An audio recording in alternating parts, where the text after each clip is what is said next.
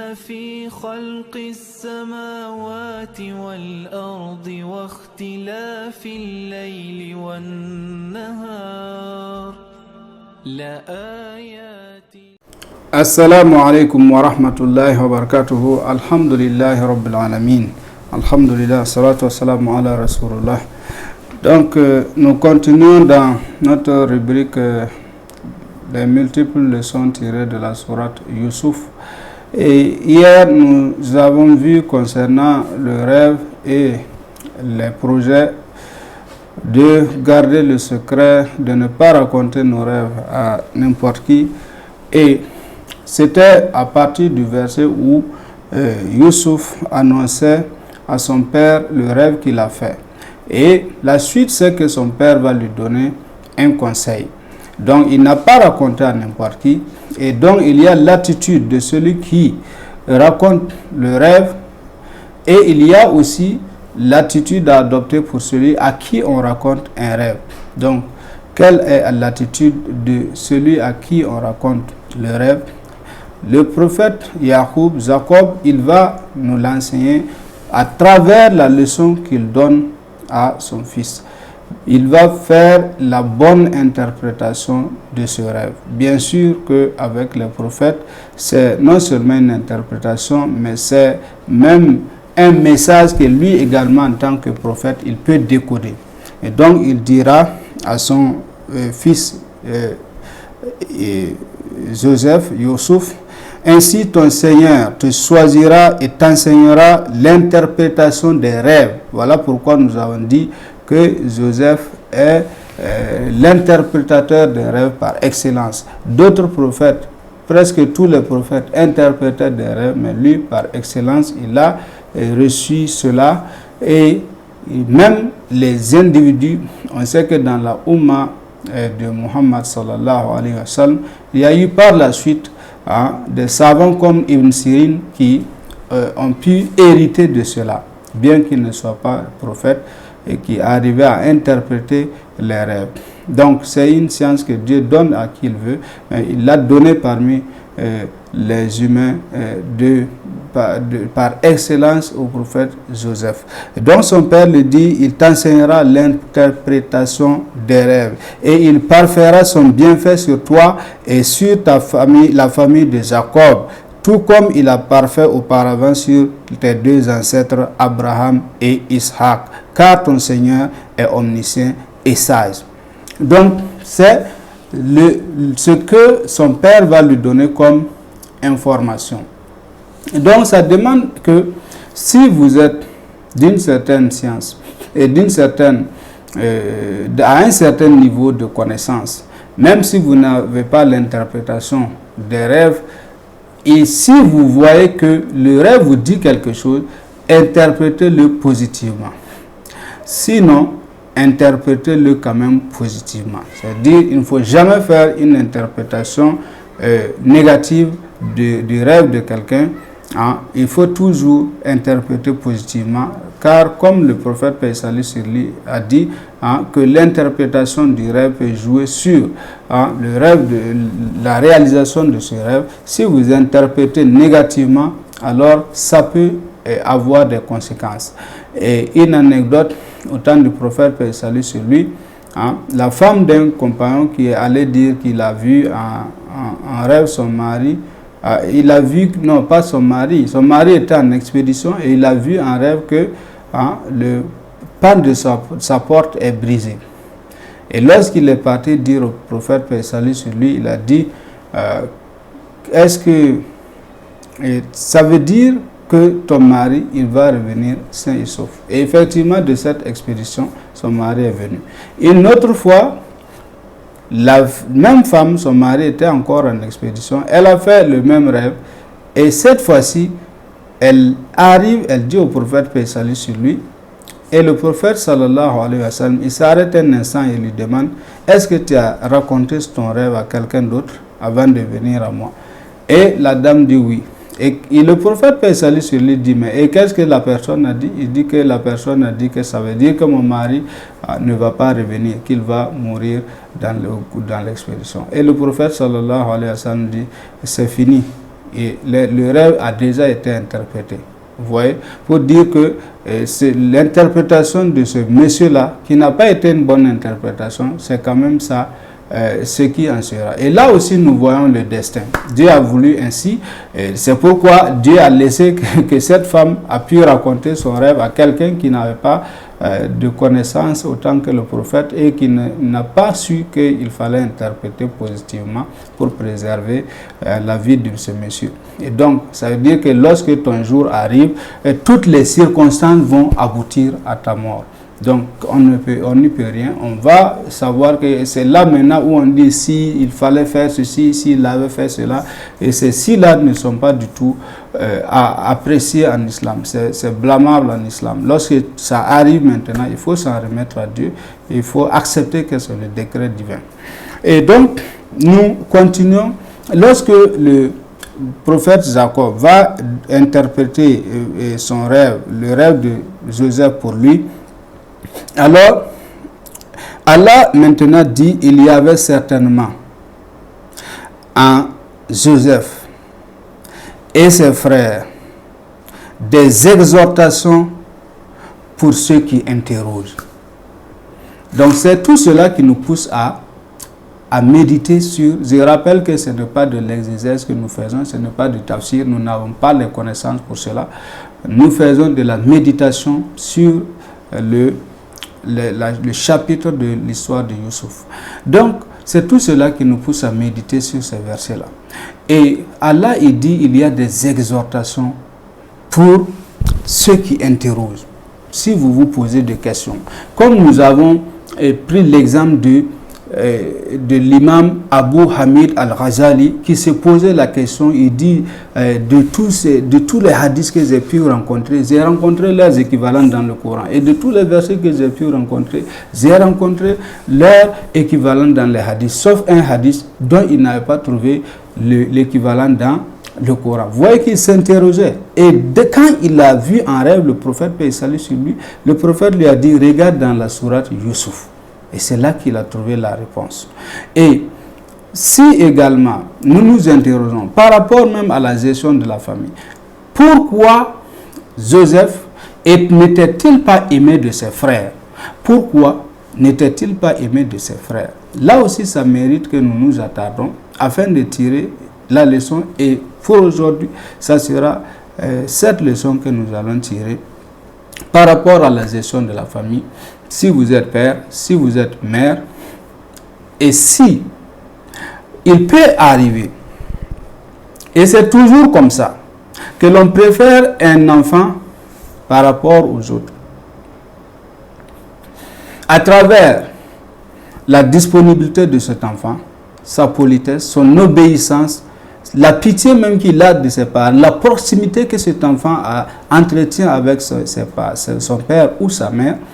Et dès que, surtout tout de suite, on dit un tel, il est présent, fait ça, il fait, il ne désobéit pas. Et vous avez de l'autre côté des enfants qui tirent la bouche, qui haussent les épaules. Vous avez, le cœur ne peut pas ne pas se pencher plus vers cet enfant-là qui est tendre, qui est doux avec ses parents. Mais, l'islam nous demande la justice dans le traitement. Même du côté affectif, de garder ça à l'intérieur. Et c'est ce que, naturellement, le prophète Jacob, il n'a pas pu cacher. Il n'a pas pu cacher. C'est-à-dire que son amour pour Joseph était très visible. Les autres le voyaient clairement. Ce n'est pas qu'il était injuste envers eux sur le plan matériel, etc. Mais les autres voyaient tout l'amour, c'était visible. Alors, même si vous avez, que ce soit plusieurs enfants, plusieurs amis, plusieurs frères, etc., il peut chaque fois arriver qu'il y ait la préférence.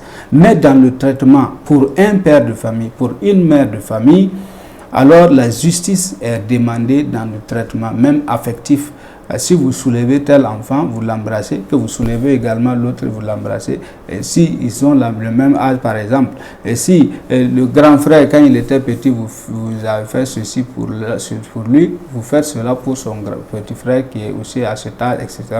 Donc, l'affection, les enfants avaient besoin de se voir aussi aimés.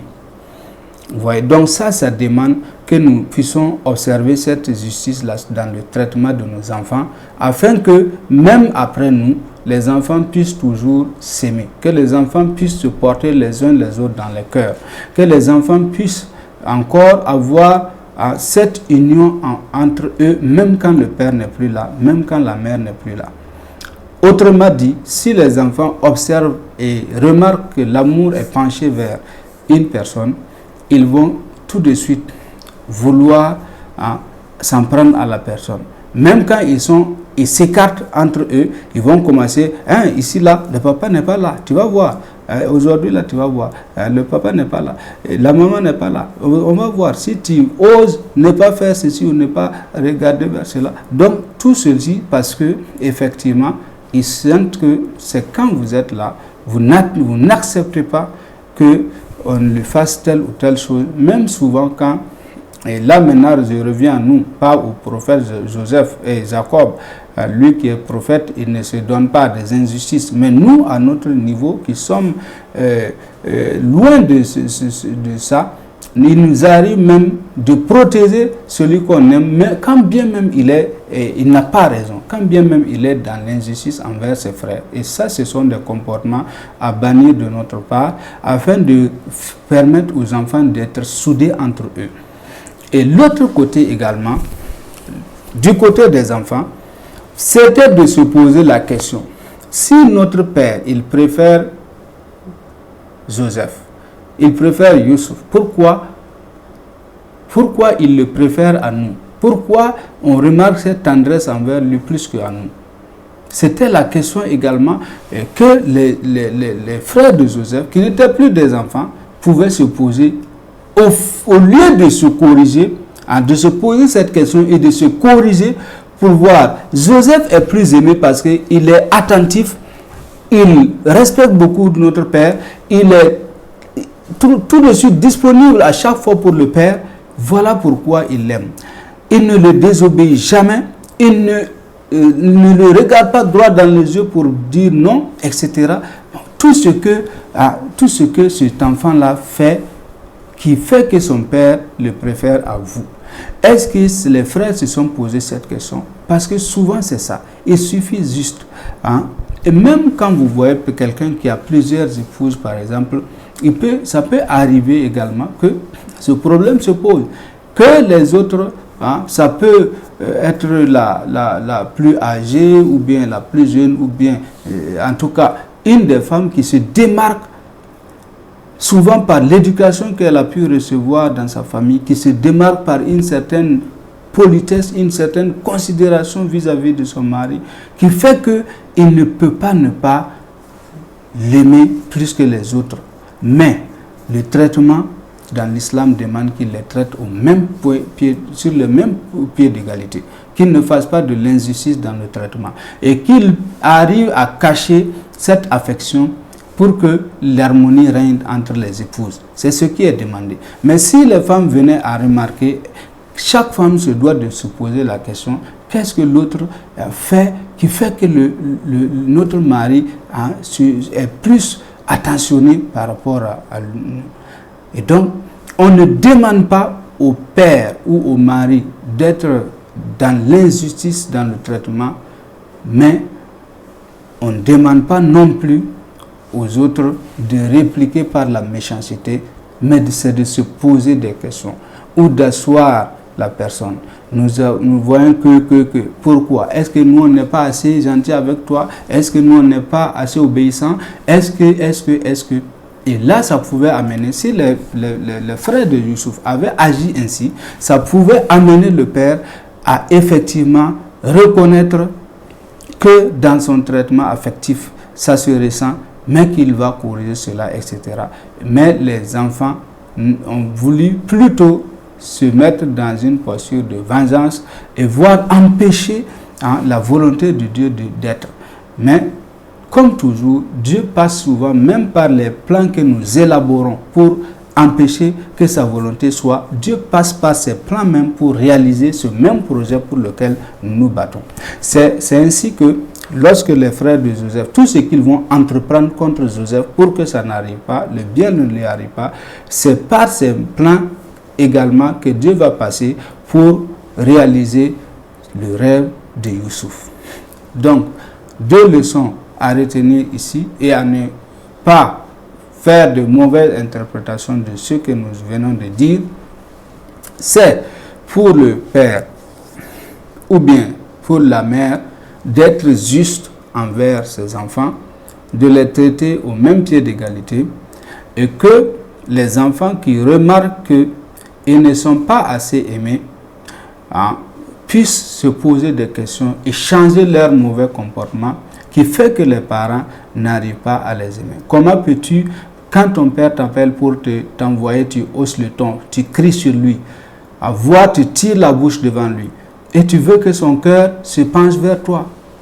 Comment peux-tu, quand tu amènes des filles à la maison et que le père dit je ne veux plus voir ça ici, tu dis tu t'en fiches et tu veux que ce père t'aime pendant que l'autre il attend patiemment de trouver quelqu'un qu'on parte la doter et puis il va se marier et gentiment il n'amène pas de filles à la maison, il ne fume pas de la cigarette, etc. Et vous voulez que le père vous aime au même degré. Vous voyez comment souvent, quand bien même on demande au père d'être juste dans le traitement, c'est difficile car le cœur de l'homme est difficilement contrôlable sur ce plan-là. Et donc, on demande que le père ou la mère soit juste envers ses enfants et que les enfants, lorsqu'ils ont atteint la puberté, qu'ils essayent de se poser maintenant des questions. Qu'est-ce que nous pouvons faire pour être aimés de notre père, pour être aimés de notre mère? Qu'est-ce que nous avons fait qui ne plaît pas à notre père, qui ne plaît pas à notre mère? Et changeons aussi pour qu'il nous aime comme il aime notre frère. Bien sûr, on ne demande pas, je le répète, on ne demande pas que les parents fassent de la discrimination, de la ségrégation entre leurs enfants. On demande de toujours travailler à les unir et jusqu'à ce que, même après nous, que les enfants restent eux soudés, qu'ils restent dans cet amour mutuel. Voilà les 2 leçons que nous pouvons tirer pour les parents d'une part et pour les autres et les enfants d'autre part. Assalamu alaikum wa rahmatullahi wa barakatuh.